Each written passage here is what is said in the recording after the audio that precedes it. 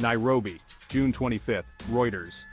Intense clashes between protesters and police erupted outside Kenya's parliament on Tuesday, resulting in at least 5 deaths and numerous injuries.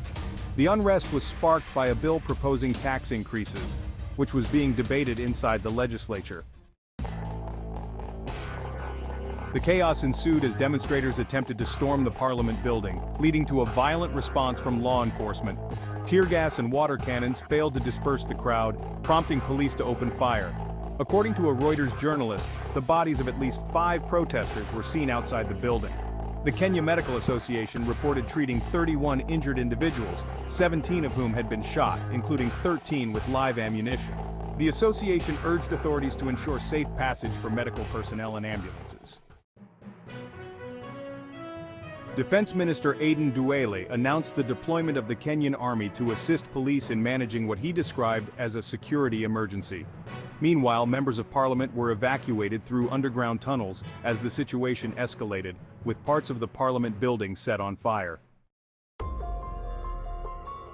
The White House expressed concern over the violence and called for calm.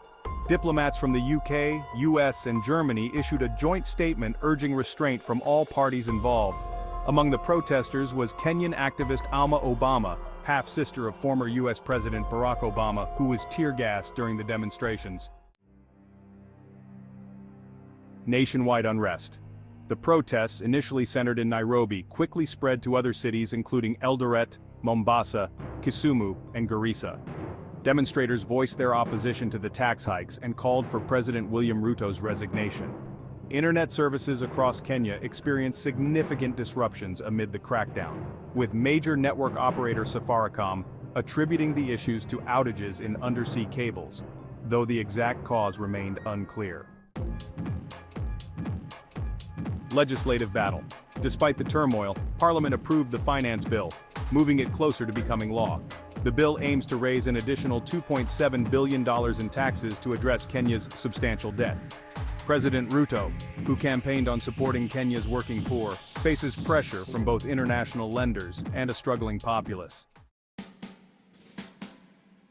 Calls for change. Opposition leaders, including Eugene Wamalwa and Raila Odinga, condemned the government's actions and called for the bill's withdrawal and dialogue. The government had made some concessions, such as dropping proposed taxes on essentials like bread and cooking oil, but these were insufficient to quell public anger.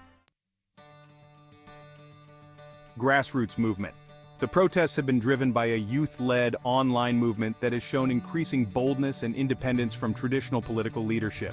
The demonstrators' demands have expanded from opposing the finance bill to calling for President Ruto's resignation.